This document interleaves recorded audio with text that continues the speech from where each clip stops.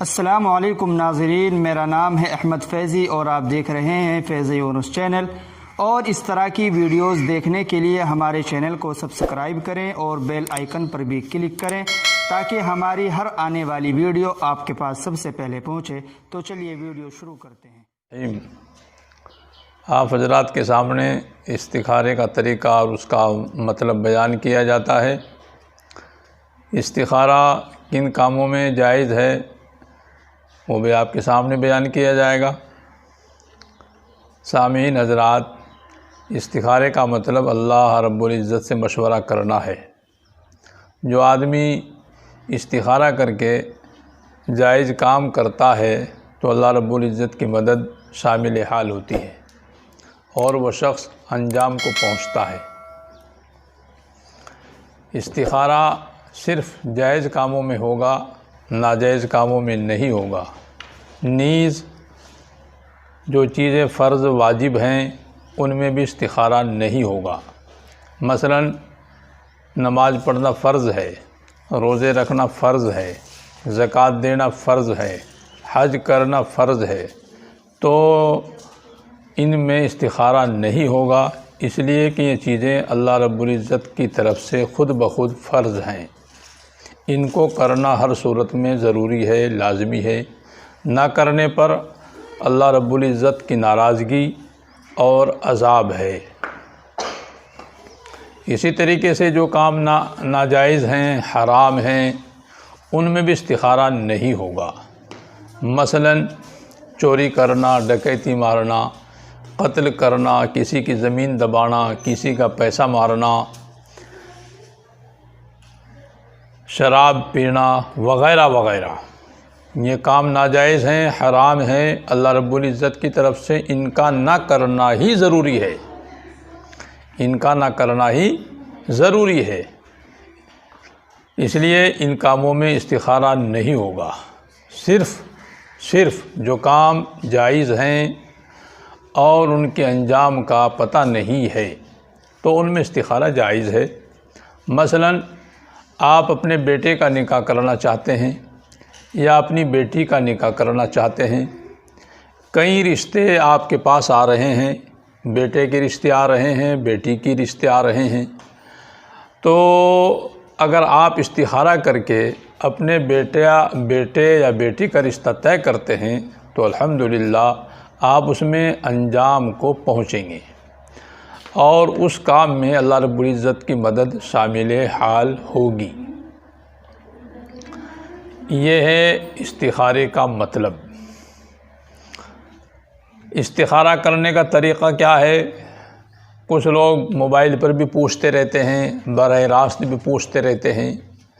حدیث پاک میں استخارے کا ذکر ہے اور مستقل اس کے لیے دعا ہے۔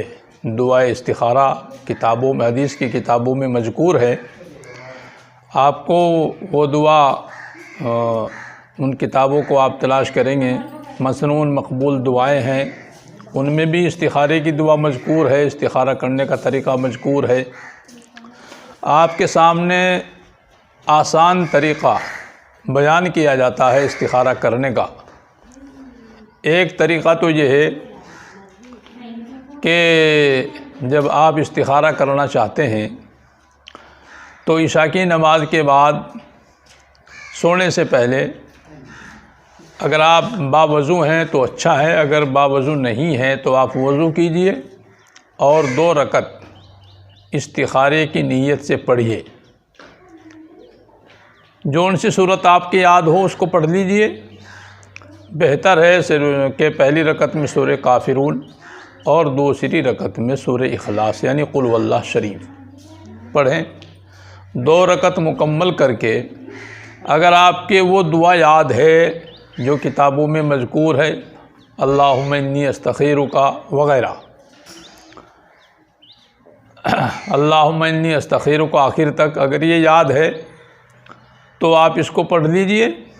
اور اگر آپ کی یہ دعا یاد نہیں ہے تو آپ 2 رکعت مکمل کرنے کے بعد اللہ رب العزت کے سامنے ہاتھ اٹھائیے اور ہاتھ اٹھا کر الحمد شریف پڑھیے اس کے بعد درود شریف پڑھیے،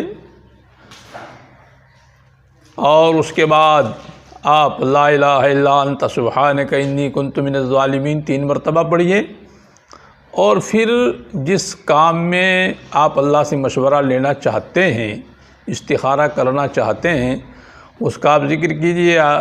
اس طرح کہیے، اللہ میں فلاں کام کرنا چاہتا ہوں، مثلاً اپنی بیٹی کا رشتہ فلاں جگہ فلاں سے کرنا چاہتا ہوں، اگر اس میں خیر ہے، بہترائی ہے، یا اللہ مجھے اس سے مطلع فرما دیجیے۔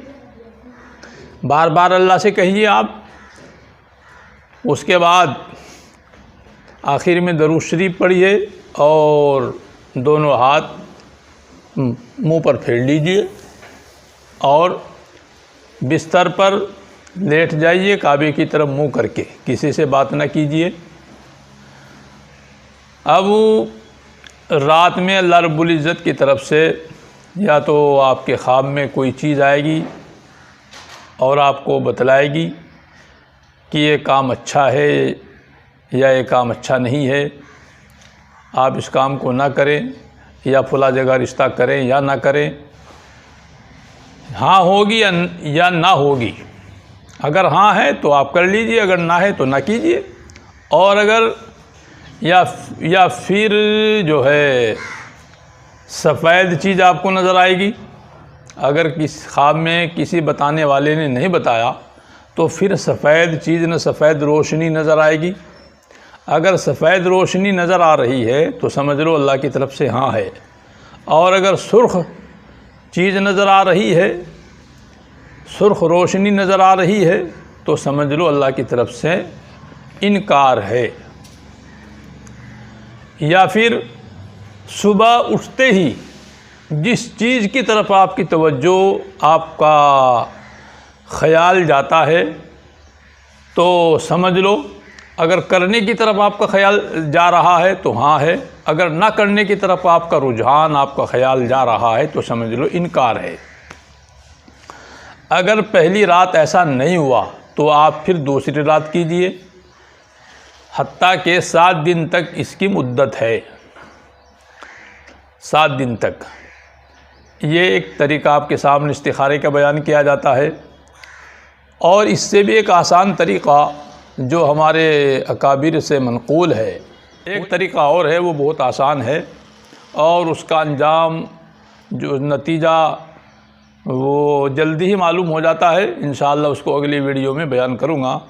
اللہ تعالیٰ مجھے صحیح طریقے پر عمل کرنے کی توفیق عطا فرمائے، اور ہم سب کو آمین۔